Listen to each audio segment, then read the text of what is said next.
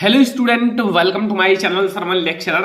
आज हम लोग जो आपका क्लास 10 हिंदी है उसका महत्वपूर्ण प्रश्न देखेंगे। लेकिन ये जो आपका प्रश्न है वो पेपर में जरूर आएगा, क्योंकि ये प्रश्न मैंने जो बहुत ज्यादा इंपॉर्टेंट है वही सिलेक्ट किया है। और यह प्रश्न जरूर याद करके जाना, क्योंकि अगर आप इन प्रश्न को नहीं याद करोगे तो आप हिंदी में आप लोग 90% अचीव नहीं कर सकते हो, क्योंकि ये प्रश्न बहुत ज्यादा इंपॉर्टेंट है। ठीक है, और आप लोग इस वीडियो को लाइक कर देना, चैनल पर नया हो सब्सक्राइब कर लेना, और मैं आपको जितना प्रश्न बता रहा हूं उतना नोट कर लेना, याद कर लेना। ठीक है, आपको जितना बता रहा हूं उतना याद करके जाना, फिर आप लोग देखना आप लोगों का काफी अच्छा नंबर हिंदी में अचीव कर लोगे। ठीक है, तो आप लोग क्वेश्चंस को देखते जाओ। पहला प्रश्न आपसे क्या कह रहा है कि किसी एक एकांकी किसी एक संस्मरण लेखक का नाम लिखिए।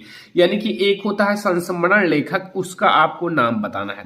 तो किसी एक का बताना है, तो अगर आप नहीं जानते हो तो मैं आपको बता देता हूं इसका उत्तर, और अगर आप जानते हो तब तो अच्छी बात है। देखो, वो है बनारसी दास चतुर्वेदी। ठीक है, कौन है? बनारसी दास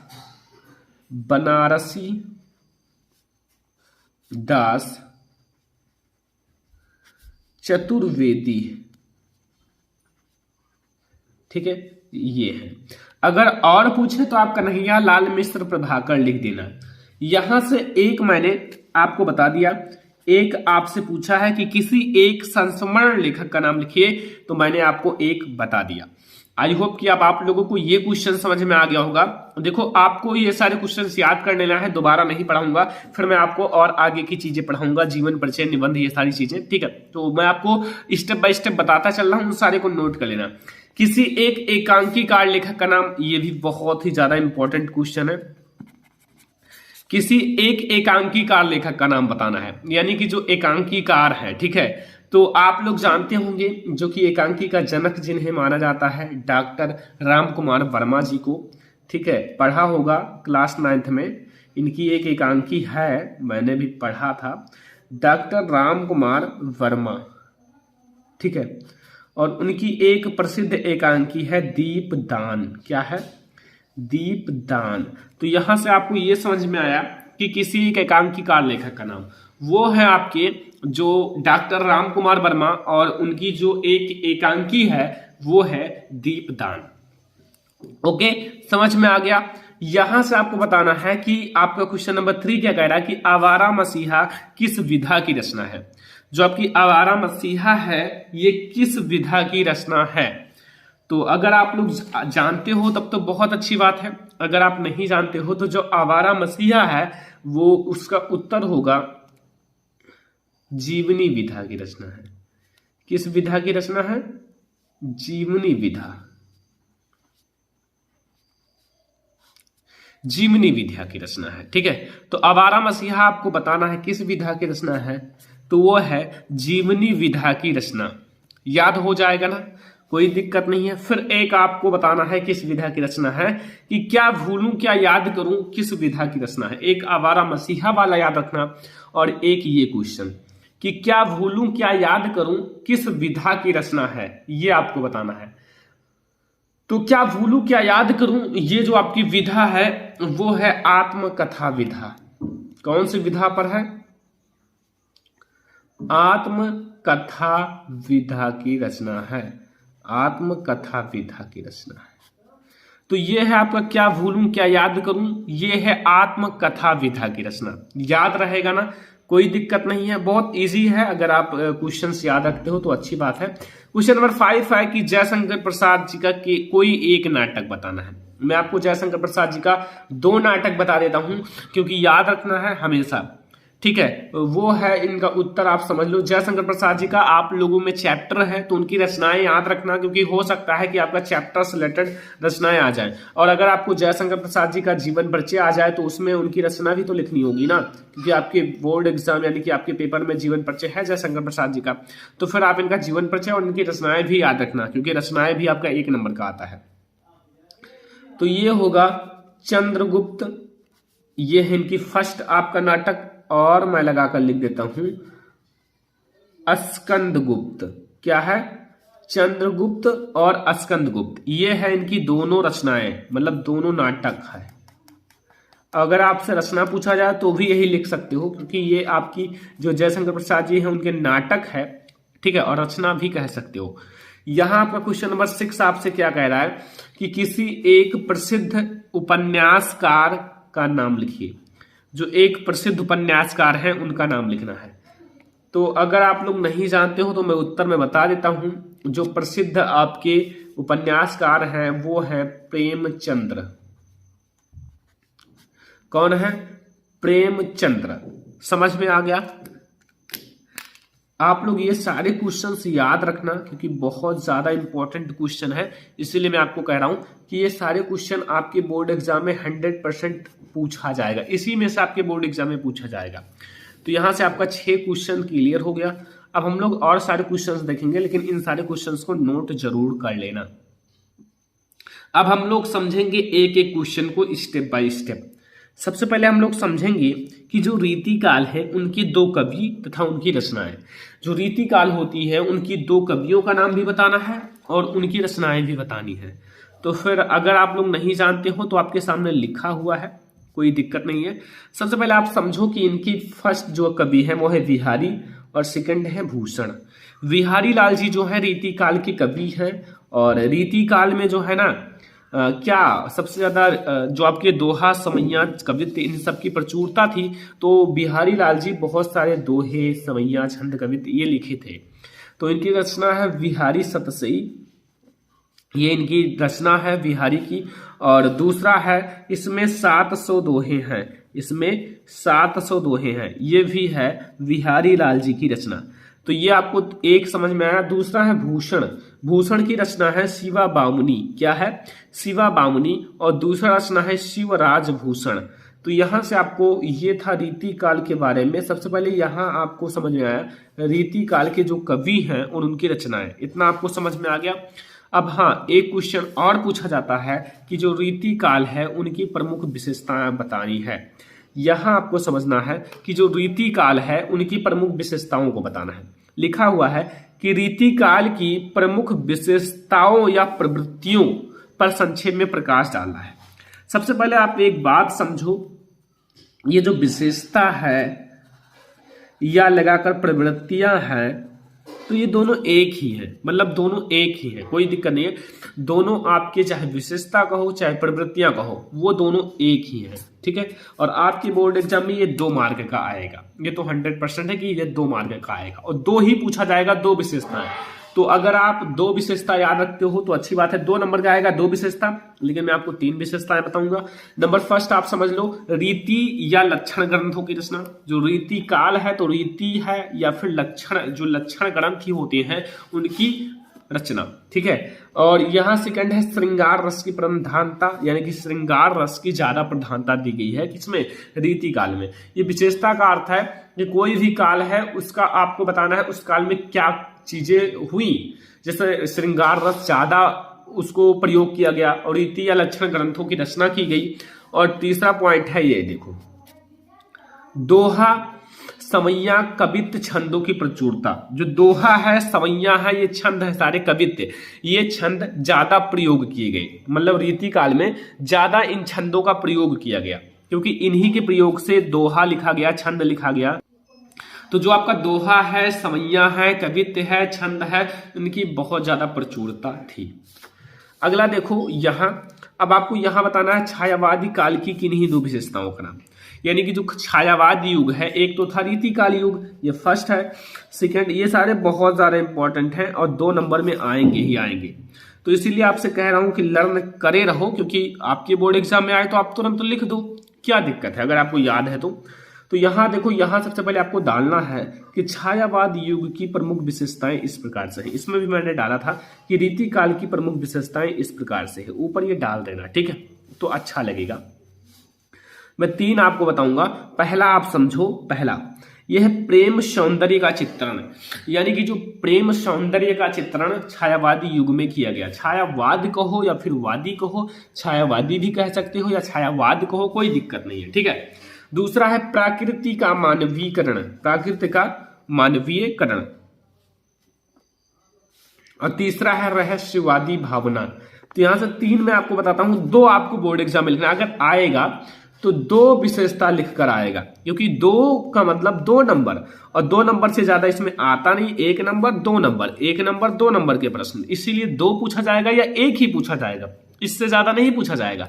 इसीलिए मैं आपको 3 बता रहा हूं कि 1 2 3, मतलब आपको कुछ ना कुछ तो याद ही रहे तो ज्यादा बेटर रहेगा।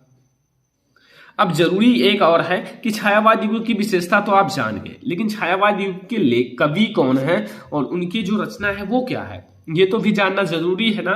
तो फिर मैं आपको समझा दूं। देखो यहां पहला समझो कि जो जयशंकर प्रसाद जी हैं वो कामायनी और आंसू इनकी रचना है। जयशंकर प्रसाद जी छायावाद युग के प्रवर्तक माने जाते हैं। तो ये जो जयशंकर प्रसाद जी हैं वो हैं छायावाद युग के लेखक, कवि, और इनकी जो रचना है वो कामायनी है और आंसू है, ठीक है। और सेकंड है महादेवी वर्मा। महादेवी वर्मा जी भी छायावाद युग की कवित्री हैं या कवि हैं। यामा और दीपशिखा इनकी रचना है।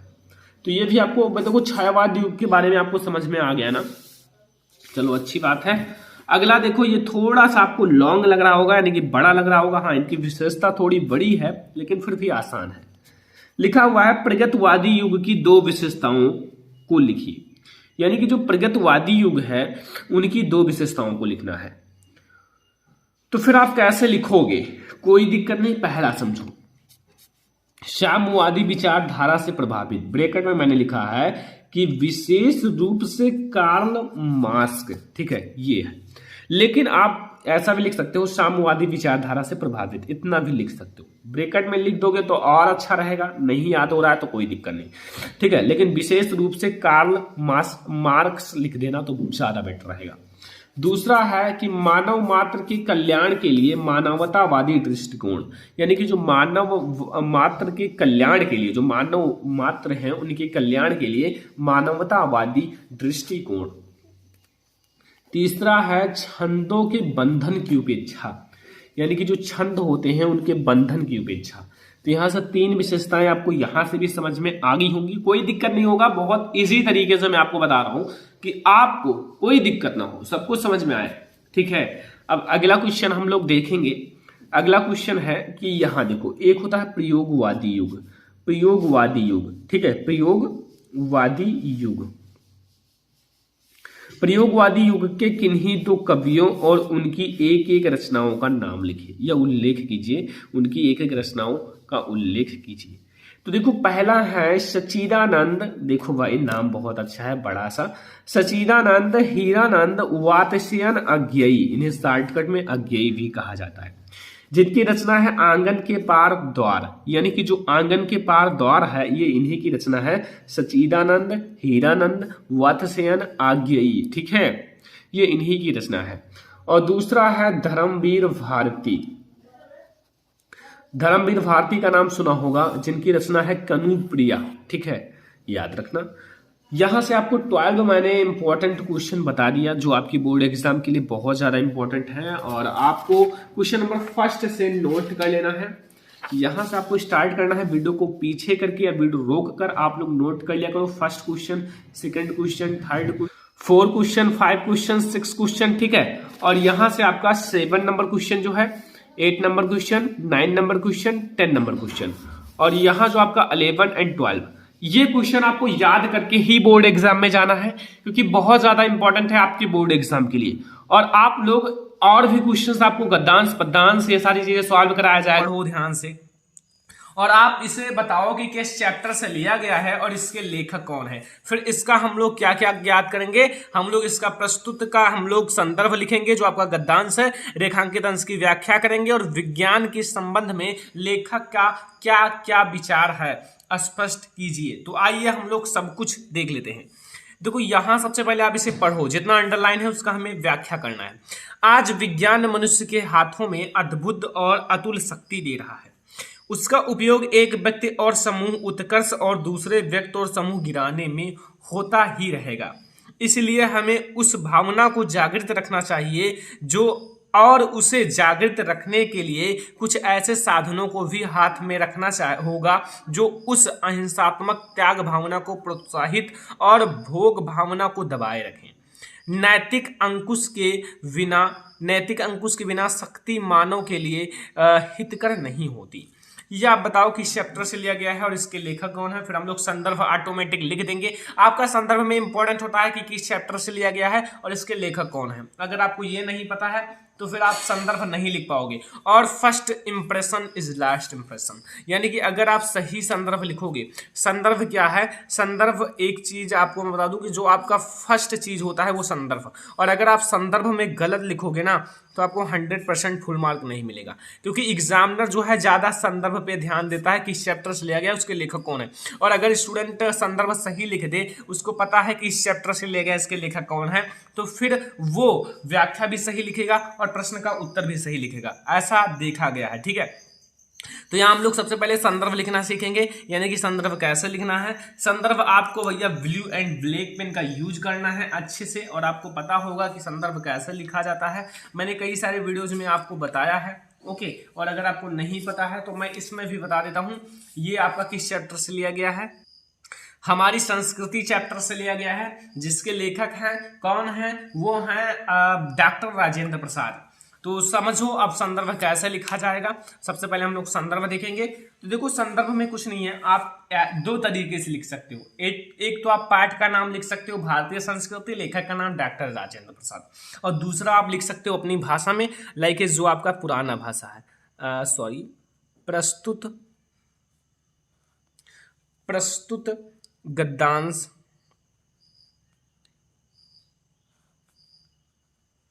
हमारी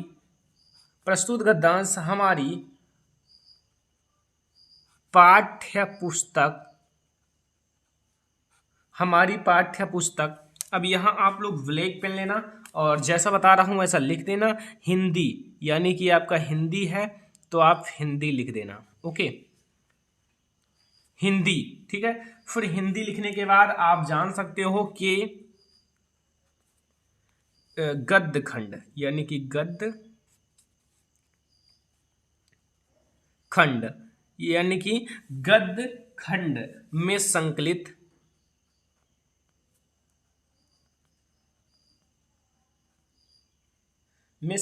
है ना, संकलित डॉक्टर राजेंद्र प्रसाद द्वारा लिखित। अब यहाँ आपको मेन चीज है कि आपको लेखक का नाम तथा पाठ का नाम ब्लैक से लिखना है। लाइक यहाँ डॉक्टर मैंने लिख दिया, डॉक्टर राजेंद्र प्रसाद, डॉक्टर राजेंद्र प्रसाद। देखो मैंने ब्लैक से काफी अट्रैक्टिव लिखा है। ठीक है, डॉक्टर राजेंद्र प्रसाद द्वारा लिखित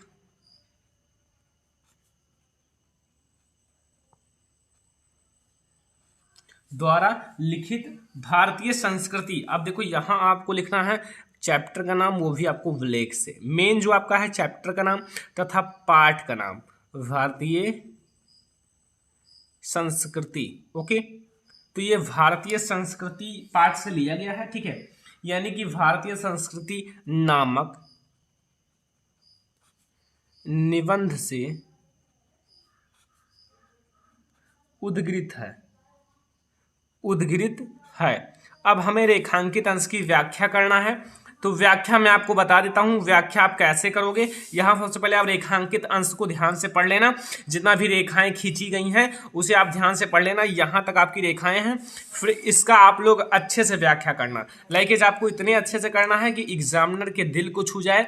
आपको इसमें इतना अच्छे से लिखना है, पूरे चैप्टर का निचोड़ लिख दो, पूरे गद्यांश का निचोड़ लिख दो, फिर आपको फुल मार्क मिल जाएगा।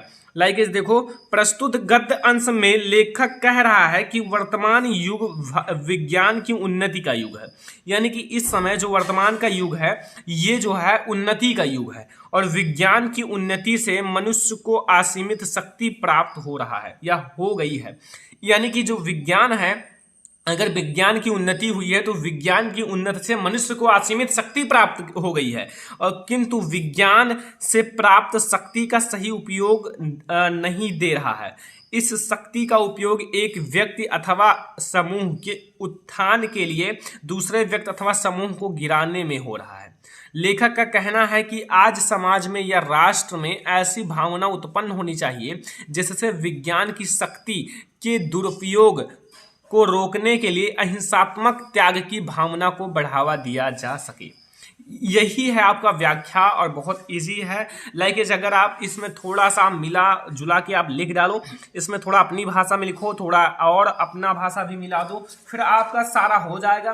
कुछ है नहीं इसमें, बहुत इजी है। लेकिन अगर आपको नहीं समझ में आया तो फिर आप एक बार इसे नोट कर लेना। नोट करने के बाद फिर आपको ऑटोमेटिक समझ में आ ही जाएगा। ठीक है, नोट बना लो, ये लो नोट करो सभी लोग फटाफट। फिर हम लोग एक प्रश्न आपसे पूछेगा जो कि आप लोग देख सकते हो यहाँ, विज्ञान के संबंध में लेखक का क्या क्या या फिर क्या विचार है, स्पष्ट कीजिए। तो आइए हम लोग देखते हैं। इस पूरे गद्यांश में विज्ञान के ही बारे में बताया गया है, तो आपको जो इस गद्यांश में लगे कि विज्ञान ने हमें दिया है उसके बारे में आप लिख डालो। विज्ञान जो आपका प्रश्न यही पूछ रहा है, आपको पता है कि जैसे प्रश्न यही पूछ रहा है कि विज्ञान जो आपका ये प्रश्न क्या पूछ रहा है कि विज्ञान के संबंध में लेखक क्या विचार दिया है, तो इसमें पूरा विज्ञान के संबंध में दिया है। तो फिर हम लोग क्या लिखेंगे, देखो विज्ञान के संबंध में लेखक का विचार है कि अपने मनुष्य के हाथों में अद्भुत और अतुल शक्ति है, जो हमें विज्ञान ने दिया है, अतुल शक्ति दी है। कौन दिया है? विज्ञान ने दिया है। ठीक है, और इस शक्ति का उपयोग व्यक्ति और समूह के उत्कर्ष के लिए किया जाना चाहिए। एक व्यक्ति को दूसरे, अगर एक व्यक्ति के पास ज्यादा मतलब साधन है, विज्ञान ने दिया है, तो फिर दूसरे व्यक्ति की उन्नति के लिए करनी चाहिए। ऐसा नहीं कि उसे नष्ट करने के लिए, उसे समाप्त करने के लिए करनी चाहिए। अहिंसा की त्याग भावना को प्रोत्साहित करना चाहिए, अहिंसा को त्याग देना चाहिए। ठीक है, अहिंसा का जो शब्द है उसे त्याग देना चाहिए। तो यहां से यही आपका लेखक कहा है विज्ञान के बारे में। तो यहां देखो, यहां मैंने आपको बताया कि आपको यहां आपको ये सारी चीजें ब्लैक से लिखनी है, तो आपको 2 मार्क लाने से कोई नहीं रोक सकता, आपको फुल 2 में 2 मार्क मिलेगा। ओके, फिर आप यहां अच्छे से मैंने कहा है ऐसा लिखो कि लेखक के दिल को छू जाए, तो यहां आपको ऑटोमेटिक नंबर्स मिल जाएंगे। तो फिर आई होप कि आपको ये समझ में आ गया होगा। ठीक है, अब हम लोग देखेंगे यहां देखो पद्यांश, जो आपका पद्यांश है उसे कैसे सॉल्व किया जाता है। तो सबसे पहले आप पद्यांश को पढ़ो, कौन सा पद्यांश दिया हुआ है। बहुत सारे स्टूडेंट इसका अर्थ ही नहीं जानते हैं, तो पहले अर्थ निकालो। अर्थ निकालना नहीं जानते हो तो भाई चैप्टर पढ़ो, चैप्टर का अर्थ निकालो, तभी आप इसे जान पाओगे। इतना आसान नहीं है। ठीक है, तो फिर आओ हम लोग इसको सबसे पहले देखते हैं क्या है। लिखा हुआ है, दुसह दुराज पर जान कौ क्यों न बढ़े दुख दंडू, अधिक अंधेरो जग करत मिली मानव सुरभ चंद्र या रविचंद्र। तो देखो भाई, सबसे पहले आपको ये बताओ कि इस चैप्टर से लिया गया, इसके लेखक कौन है। ये तो पहला आपका है, और दूसरा आपको प्रसंग लिखना है। प्रसंग में कुछ नहीं है, बहुत इजी है। फिर हम लोग व्याख्या समझेंगे, बहुत इजी है। आपको अगर नहीं समझ में आया है आज तक, तो आज आपको समझा के ही रखूंगा। ठीक है, और समझ में आएगा, और बिल्कुल सही तरीका जो है लिखने का वो भी जान जाएंगे। देखो भाई, सही तरीके से लिखोगे, अगर आप लिख ही रहे हो तो सही तरीके से लिखो, क्योंकि आपको पूरा नंबर लाना है, आधा नंबर नहीं लाना है। तो सबसे पहले आपको मैं बता दूं कि ये जो है वो बिहारी जी ने इसका मतलब रचयिता हैं। ठीक है, रचयिता। एंड ये जो है नीति शीर्षक से उद्धृत है। तो आ जाओ फिर हम लोग देख लेते हैं। सबसे पहले आपको वही चीजें लिखनी है। प्रस्तुत ये आपका दोहा है। क्या है? दोहा है। दोहा कविवर, यानी कि कविवर या कवि लिख दो, कविवर। या अब देखो यहाँ आपको विहारी हैं, तो विहारी लाल जी को आपको ब्लैक से लिखना है, क्योंकि इसके लेखक हैं बिहारी। देखो, आप एक बात बता दें कि ये संदर्भ ऐसी चीज है कि ऐसी आप कई प्रकार से लिख सकते हो, हजारों प्रकार से। ठीक है, जैसे आप पाठ का नाम, लेखक का नाम, और इस प्रकार से लिख सकते हो। अभी और भी प्रकार हैं। रचित एक इनकी विहारी सतसई है रचना, वही से उद्गीरित है। विहारी देख लो भाई, सतसई। देखो मैं आपको लिख देता हूं, थोड़ा सा दिक्कत है। विहारी सतसई, ठीक है, विहारी सतसई से हमारी पाठ्य पुस्तक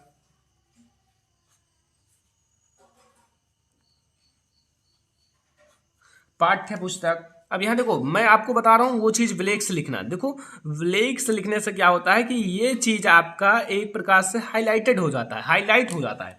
हिंदी के, अब ये काव्य खंड है, वो गद्य खंड था, ये काव्य खंड है या फिर पद्य खंड कह सकते हो। काव्य खंड में संकलित, काव्य खंड में संकलित। अब देखो, काव्य खंड में संकलित ये जो आपका चैप्टर है, इसका नाम है नीति। ठीक है, नीति के बारे में बताया गया है। नीति शीर्षक से उद्गृत है, शीर्षक से। ऐसा नहीं लिखो, ऐसा लिखो, उद्गृत है। अब देखो मैंने ये कट कर दिया, ये भी आपको बोर्ड एग्जाम में नहीं करना, अगर कट हो जाए तो ऐसे कर देना है, ठीक है, 2 लाइन। ये मैं आपको सब चीज़ इसलिए बता रहा हूँ कि यार टॉपर बनना है, आपको टॉपर बनाना है हमें, ठीक है।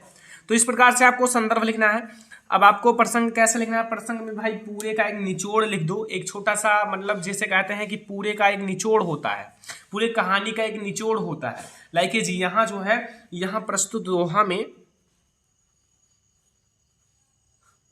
प्रस्तुत जो आपका दोहा है, प्रस्तुत दोहे में 2 राजाओं के शासन, यानी कि जब 2 राजाओं का शासन हो, दो, अभी आपको मैं यार व्याख्या ऐसा समझा दूंगा कि सब कुछ समझ में आ जाएगा। राजाओं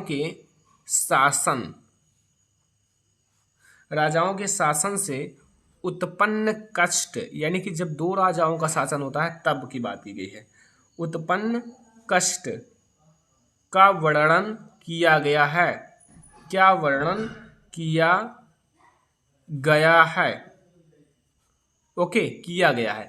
अब मैं आपको बता दूं यहां लिखा क्या है, सबसे पहले आप इसे ध्यान से पढ़ो। इसीलिए कहते हैं कि 15 मिनट आप ध्यान से पेपर को पढ़ लिया करो, क्योंकि अगर आप 15 मिनट पेपर को पढ़ लोगे तो एक प्रकार से आप देखो, पढ़ने से भाई बहुत कुछ आता है। अगर इसे आप दिल से पढ़ लो तो इसका व्याख्या भी आपके मन में आ जाएगा। दुसह दुराज पर जान को, क्यों न बढ़े दुख दंडु, अधिक अंधेरो जग करत मिली मावस रविचंदु। देखो कवि का कथन है, यानी कि कवि का कहना है कि अगर कि एक ही देश में 2 राजाओं के शासन से प्रजा के दुख और संघर्ष अत्यधिक बढ़ जाते हैं। भैया अगर देखो देश में 2 राजा हैं तो 2 राजा तो हैं, लाइक वो मतलब प्रजा के लिए एक समझ से दुख, मतलब दुख की बात है। क्योंकि अगर एक राजा चाहेगा कि भैया, मतलब देखो बात को समझो, अगर एक राजा अगर कष्ट करेगा तो मतलब जो प्रजा है यानी कि जनता है उस पर कोई भी कष्ट करेगा तो दूसरा राजा उससे भी ज्यादा सोचेगा मैं कष्ट करूं, क्योंकि मैं उससे बड़ा बनना चाहता हूं। लाइक अगर देखो 2 राजा मिलकर एक देश को बर्बाद कर सकते हैं। कवि का कहना है कि एक ही देश में 2 राजाओं का शासन प्रजा के दुख और संघर्ष को अत्यधिक बढ़ा देती है। दूसरे शासन में प्रजा उसी दुख यानी कि दुखी हो जाती है। जैसे जिस प्रकार अमावस्या के दिन यानी कि अमावस्या की रात्रि में सूर्य और चंद्रमा एक राशि में मिलकर संसार को गहन अंधकार से पूर्ण कर देते हैं। बहुत सारे लोग सोचते होंगे अगर सूर्य और चंद्रमा एक साथ निकल आए तब तो बहुत ज्यादा उजाला हो जाएगा, लेकिन अमावस्या के रात्रि में सूर्य और चंद्रमा एक साथ निकलते हैं और इतना कड़क अंधेरा होता है कि सामने भी नहीं दिखाई देता। देखो यहां यही कहा गया है कि और उजाला छोड़ो, इतना ज्यादा अंधेरा हो जाता है कि बात छोड़ दो। और यहां जैसे 2 राजा मिलकर एक देश को और ज्यादा दुख होता है। अगर 2 राजा रहेंगे तो देश को ज्यादा कष्ट रहेगा, अगर एक राजा है तो जैसा है वैसा रहेगा। तो ये कहने का अर्थ है, यही आपका व्याख्या है। कोई दिक्कत, कोई कंफ्यूजन नहीं होगा।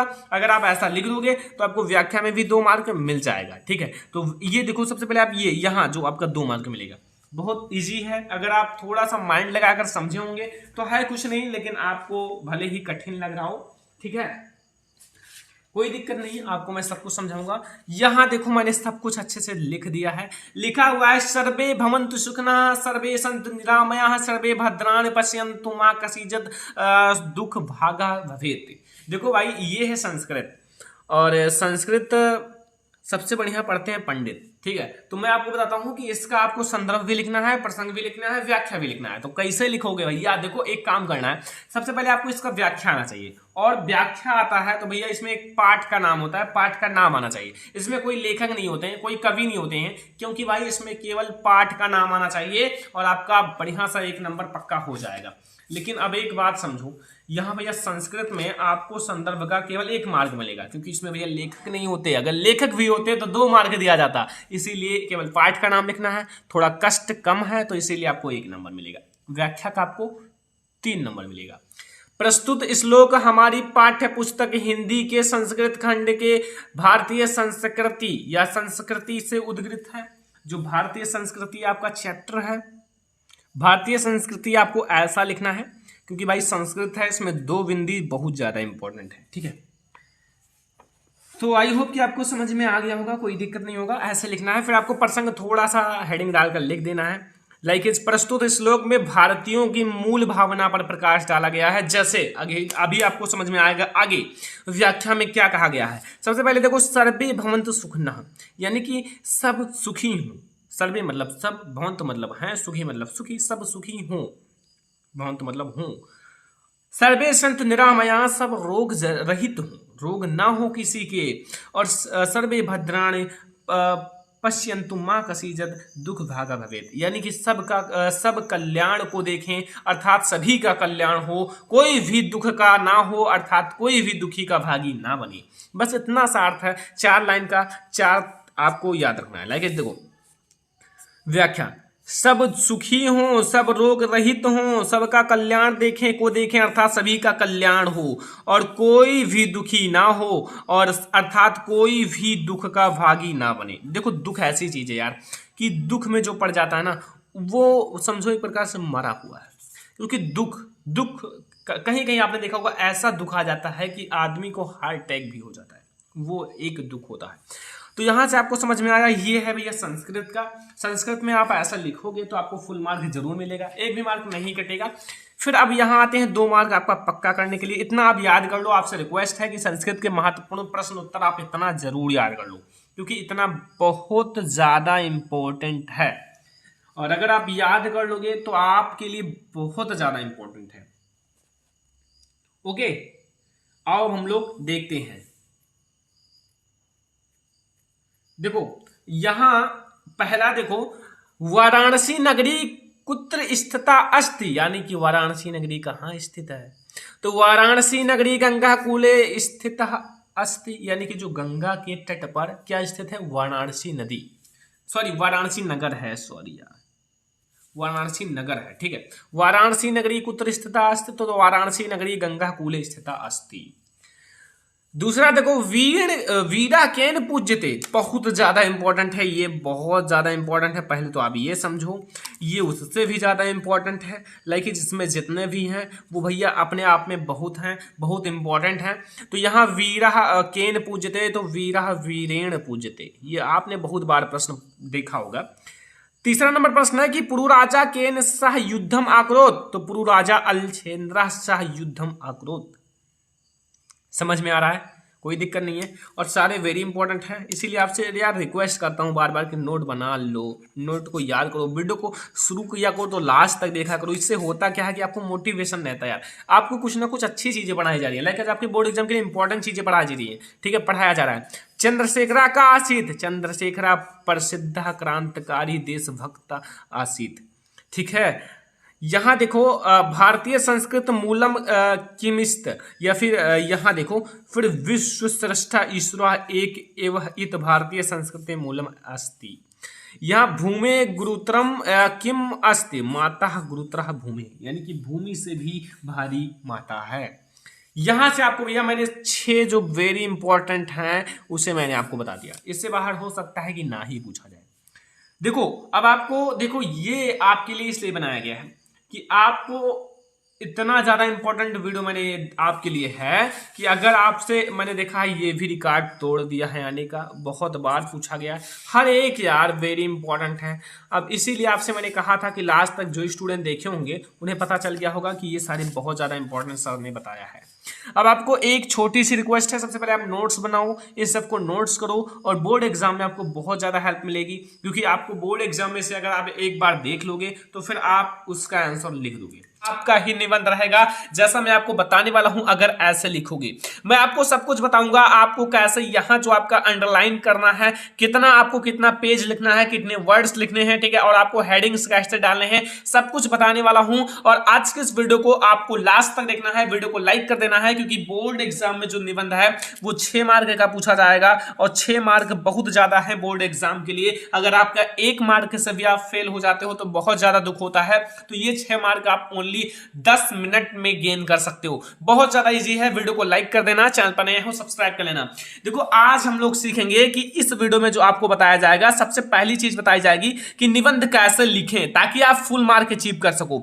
बहुत सारे आपको यूट्यूब पर वीडियोस मिल जाएंगे, ठीक है, मैंने भी वीडियोस बनाया था, लेकिन मैं आज आपको बहुत अच्छे तरीके से बताने वाला हूं कि आपको निबंध कैसे लिखना है ताकि आप फुल मार्क अचीव कर सको। 5 सबसे महत्वपूर्ण निबंध जो आपको याद करके ही जाना है 2022 बोर्ड एग्जाम के लिए। 2022 बोर्ड एग्जाम के लिए 5 सबसे महत्वपूर्ण निबंध आपको याद करके ही जाना है। और आपको तीसरा पॉइंट है कि सबसे अच्छा आपका ही निबंध रहेगा, 100% आप फुल मार्क अचीव कर लोगे। अगर जो तरीका बताने वाला हूं इस तरीके से लिखोगे तो आपका सबसे अच्छा निबंध रहेगा, लेकिन अगर आप अच्छे से नहीं लिखोगे तो आपको एग्जामिनर 4 मार्क 3 मार्क तो देगा ही। इतना तो सभी को मिल जाता है, वो चाहे जितना लिखे चाहे कम ही लिखे बोर्ड एग्जाम में, लेकिन इतना उनको मिल जाता है। लेकिन आज मैं आपको सबसे सही तरीका और सबसे अच्छा आपका ही निबंध रहेगा वो तरीका बताने वाला हूं। अगर आप ये तरीका अपने बोर्ड एग्जाम में लगाओगे तो आपका भी 1 मार्क कटने वाला नहीं है। तो आइए हम लोग सबसे पहले 5 सबसे मोस्ट इंपॉर्टेंट निबंध की बात कर लेते हैं। आखिर हमें कौन कौन से निबंध याद करने हैं और कैसे हमें निबंध लिखना है, सब कुछ मैं इस वीडियो में डिस्कस करने वाला हूं। तो सबसे पहले हम लोग डिस्कस करेंगे पहला निबंध। आपको पहला निबंध तैयार करना है प्रदूषण की समस्या तथा समाधान। देखो, प्रदूषण की समस्या तथा समाधान पर निबंध आपको कैसे लिखना है ये सारी चीजें बताई गई हैं ऑलरेडी, आज भी बताने वाला हूं। और आपका पहला ये वेरी इंपॉर्टेंट निबंध है, आप जरूर तैयार करके रहना बोर्ड एग्जाम 2022 में। देखो मैं आपको 5 ही निबंध बता रहा हूं, इससे ज्यादा नहीं बता रहा हूं, और आपको ये 5 निबंध तैयार करके जाना है, ठीक है। दूसरा निबंध है आपका कोरोना वायरस। बच्चे देखो, कोरोना वायरस पर निबंध आप जरूर तैयार कर लो, ये अब की बार आपके बोर्ड एग्जाम में निबंध पूछा जा सकता है। तो कोरोना वायरस पर निबंध आप तैयार कर लो, मैंने ऑलरेडी वीडियोस बना दिया है, उस वीडियोस को 15 लाख से भी ज्यादा स्टूडेंट देख चुके हैं। तो अगर आपने नहीं देखा है तो इस वीडियो के नीचे लिंक मिल जाएगा, कोरोना वायरस पर निबंध मैंने वीडियोस बना दिया है, आपको जरूर देखना है। नीचे मैं लिंक दे दूंगा, वहां से आप लोग देख सकते हो कोरोना वायरस पर निबंध का वीडियो, ठीक है। और यहां आपको तीसरा पॉइंट जो आपका है विज्ञान वरदान या अभिशाप, तीसरा जो आपका सबसे महत्वपूर्ण निबंध है वो है विज्ञान वरदान या अभिशाप। इस पर भी आपको प्रस्तावना लिखना है। सबसे पहले आपको मतलब जो हेडिंग्स आपको याद कर लेना है, कौन कौन सी हेडिंग्स लिखना है, अभी मैं आपको बताऊंगा कैसे आपको हेडिंग्स डालकर अच्छे से लिखना है, ठीक है। तो आप विज्ञान वरदान या अभिशाप पर भी आप लोग निबंध जल्दी से तैयार कर लो, क्योंकि ये भी बहुत ज्यादा इंपॉर्टेंट है बोर्ड एग्जाम 2022 के लिए। तो विज्ञान वरदान या अभिशाप पर निबंध आप तैयार कर लो। 4 पॉइंट है भ्रष्टाचार एक समस्या। देखो भ्रष्टाचार बहुत ज्यादा बढ़ता जा रहा है, तो इस पर भी अब निबंध बहुत ज्यादा पूछा जाता है कि भ्रष्टाचार एक समस्या, इस पर भी आपको निबंध तैयार करके ही जाना है, ठीक है। फिर 5वां पॉइंट है जनसंख्या वृद्धि, यानी कि जनसंख्या वृद्धि को कैसे नियंत्रण किया जाए, जनसंख्या वृद्धि कैसे हो रही है, इस पर भी निबंध बहुत ज्यादा इंपॉर्टेंट है। तो ये टॉप 5 निबंध आपको तैयार करके ही जाना है, क्योंकि बोर्ड एग्जाम में अगर आपको 6 में 6 मार्क अचीव करना है। पहला है प्रदूषण की समस्या तथा समाधान, सेकंड नंबर है कोरोना वायरस पर निबंध, थर्ड नंबर है निबंध जो आपका विज्ञान वरदान या अभिशाप, एंड 4 नंबर है भ्रष्टाचार एक समस्या, एंड 5 नंबर है जनसंख्या वृद्धि। तो ये टॉप 5 निबंध से आपको तैयार करके जाना है। और निबंध लिखने का सबसे पहले मैं आपको शॉर्ट में तरीका बता देता हूं, फिर मैं आपको लिख कर समझाने वाला हूं, ठीक है। तो निबंध लिखने का जो तरीका है वो आपको हेडिंग्स कैसे डालना है, लाइकेज ये आपका निबंध आ गया, लाइकेज यहां देख सकते हो प्रदूषण की समस्या तथा समाधान पर, क्योंकि ये जो निबंध है प्रदूषण की समस्या पर है, ठीक है, प्रदूषण की समस्या तथा समाधान, इस पर निबंध आ गया, ओके। तो अब आपको देखो हेडिंग्स कैसे डालना है। लाइकेज बच्चे भूल जाते हैं कि हमें सबसे पहले हेडिंग्स क्या डालना है। मैं आपको यहाँ 3 सबसे इंपॉर्टेंट हेडिंग बताता हूं जो हर एक निबंध में आपको डालना है, चाहे प्रदूषण पे आ जाए, चाहे कोरोना पर आ जाए, चाहे आपका विज्ञान वरदान या अभिशाप पर आ जाए, चाहे जिस पर। तो आपको रूपरेखा यानी कि रूपरेखा जरूर डालना है। आपको रूपरेखा भी मैं लिखना बताऊंगा कैसे रूपरेखा लिखा जाता है। फिर प्रस्तावना भी आपको जरूर हेडिंग डालना है, चाहे जो निबंध आपको लिखना हो, रूपरेखा और प्रस्तावना, और लास्ट में उपसंहार। यहां से 3 हेडिंग्स तो आपको हर एक निबंध में आपको डालना है। नंबर 1 रूपरेखा, नंबर 2 प्रस्तावना, नंबर 3 आपको डालना है उपसंहार। पहले आपको रूपरेखा डालना है, फिर 2nd नंबर पे आपका प्रस्तावना, सबसे लास्ट में उपसंहार, और बीच में लाइकेज आपको प्रदूषण पर लिखना है। तो प्रदूषण के अर्थ, प्रदूषण के प्रकार, प्रदूषण और समस्या का समाधान। प्रदूषण के प्रकार में बहुत सारे हेडिंग्स हैं, लाइक वायु प्रदूषण, जल प्रदूषण, रेडियोधर्मी प्रदूषण, रासायनिक प्रदूषण, ठीक है, ये सारी चीजें हैं। तो आप वहां आप लोगों को इसके प्रकार में लिखकर अच्छे से हेडिंग बाय हेडिंग डिस्कस करना है। तो ये होता है सबसे अच्छा तरीका निबंध लिखने का कि आपको रूपरेखा डालना है, फिर प्रस्तावना, फिर लास्ट में उपसंहार, और आपको बीच में जो आपके रिलेटेड हैं, लाइक प्रदूषण से है तो प्रदूषण के अर्थ, प्रदूषण के प्रकार और समस्या का समाधान। ठीक है, अब मैं आपको लिखना समझाता हूं, आखिर आपको बोर्ड एग्जाम में लिखना कैसे है, कितने वर्ड्स लिखने हैं, कितने पेज में लिखने हैं, सब कुछ मैं आपको समझाता हूं। सबसे पहले आपको बोर्ड एग्जाम में इसी टाइप से एक कॉपी दी जाएगी। ठीक है, ये है बोर्ड एग्जाम की कॉपी। ओके, तो आपको ऐसे ही कॉपी दी जाएगी। आपको लाइक कीजिए प्रश्नोत्तर नंबर 11 पर आ गया, प्रश्नोत्तर नंबर 11 पे ही क्लास 10th में आता है, और आ गया प्रदूषण की समस्या तथा समाधान पर आप निबंध लिखो। ये प्रदूषण की समस्या तथा समाधान। तो सबसे पहले आपको प्रश्नोत्तर नंबर संख्या डालना है, फिर ये ब्लैक से आपको अंडरलाइन करना है एक स्केच से, फिर यहां भी नीचे अच्छे से अंडरलाइन कर लेना है। अंडरलाइन करने के बाद आपको जो कॉपी है एक तरफ से इस तरफ से आपको अंडरलाइन करना है। ठीक है, इस तरफ से आपको अंडरलाइन करना है, इस तरफ से बिल्कुल भी नहीं करना है। कुछ बच्चे इस तरफ से भी कर देते हैं, ये बिल्कुल गलत है, आपको एक तरफ से अंडरलाइन करना है। फिर फर्स्ट हेडिंग है रूपरेखा। रूपरेखा में आपको वो चीजें लिखनी है लाइक जिसमें कितने हेडिंग्स आपने डिस्कस किया है। मैंने हेडिंग डिस्कस किया है नंबर फर्स्ट प्रस्तावना, नंबर सेकंड प्रदूषण का अर्थ, नंबर थर्ड प्रदूषण के प्रकार, नंबर 4 समस्या का समाधान, नंबर 5 उपसंहार। तो ये 5 हेडिंग्स मैंने इसमें डिस्कस किए हैं, तो 5 हेडिंग्स मैंने लिख दिए। तो एक एक हेडिंग्स यहां से फर्स्ट हेडिंग्स आपको डालना है, लाइक प्रस्तावना। प्रस्तावना में आपको जो भी लिखना है वो लिख दो, हैंड राइटिंग आपकी जितनी अच्छी होगी उतना ही अच्छा है। आजकल प्रदूषण की समस्या बहुत ज्यादा बढ़ रही है। इस समय हमारे समक्ष सबसे बड़ी चुनौती जो है वो पर्यावरण को बचाने का है, क्योंकि पानी जो है, हवा एंड आपका जंगल, ठीक है, एंड मिट्टी आदि सभी जो आपके हैं वो क्या हो रहे हैं, सब कुछ प्रदूषित हो चुका है, सब कुछ प्रदूषित हो चुका है। यदि हमें इस असंतुलन को दूर नहीं किया तो मानव जीवन बाध्य हो जाएगा, और पता नहीं तब तक मानव जीवन होगा या नहीं। तो ये आपको सबसे पहले थोड़ा सा आपको अच्छे से प्रस्तावना में लिखना है कि एग्जामिनर को समझ में आ जाए, पूरे निचोड़ लिख देना है। ठीक है, फिर आपको जो प्रदूषण का अर्थ लिखना है।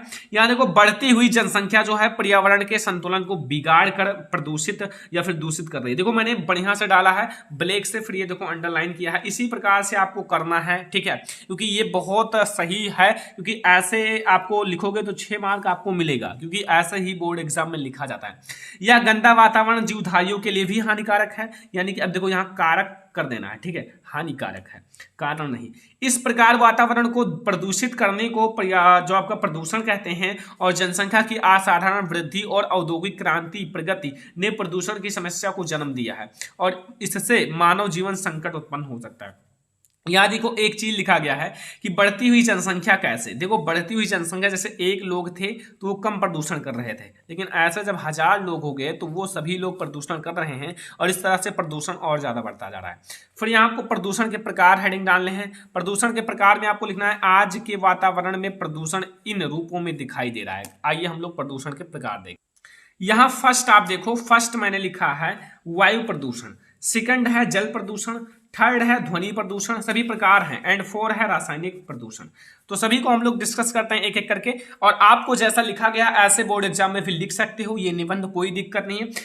देखो वायु जीवन का अनिवार्य स्रोत है। अगर वायु ना हो तो हमें ऑक्सीजन नहीं मिलेगा, और ऑक्सीजन नहीं मिलेगा तो फिर हमारा जीवन संभव नहीं है।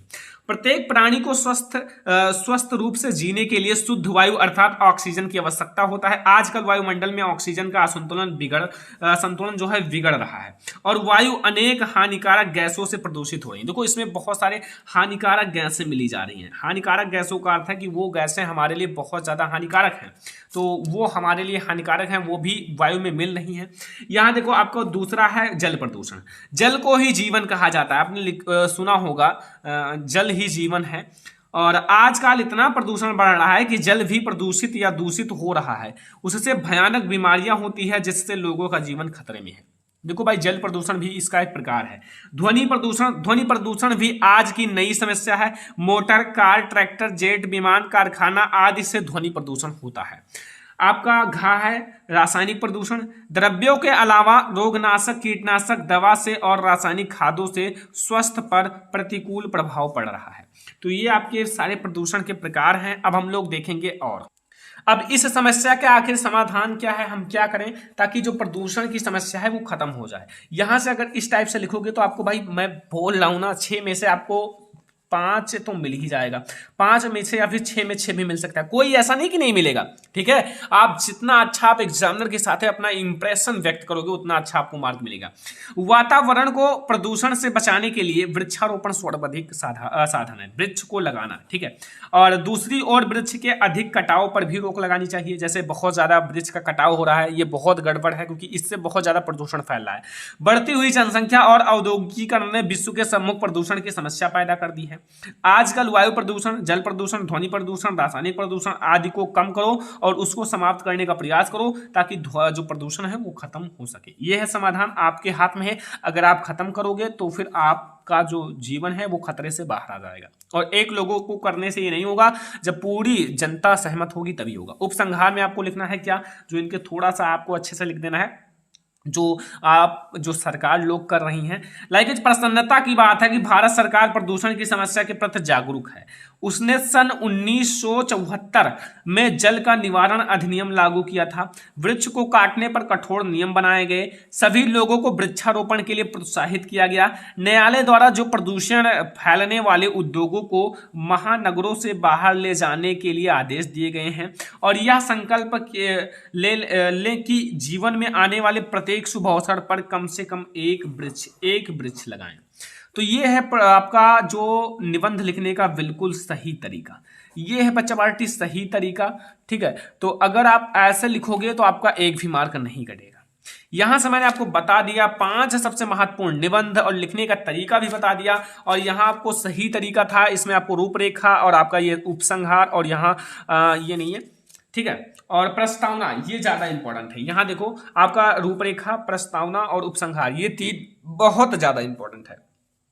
तो ये है आज का हमारा बहुत ज्यादा इंपॉर्टेंट वीडियो पसंद आया हो लाइक करना, शेयर करना अपने फ्रेंड्स के साथ, चैनल पर नए हो सब्सक्राइब कर लेना। फिर हम लोग मिलेंगे किसी और नेक्स्ट वीडियो में, तब तक के लिए धन्यवाद।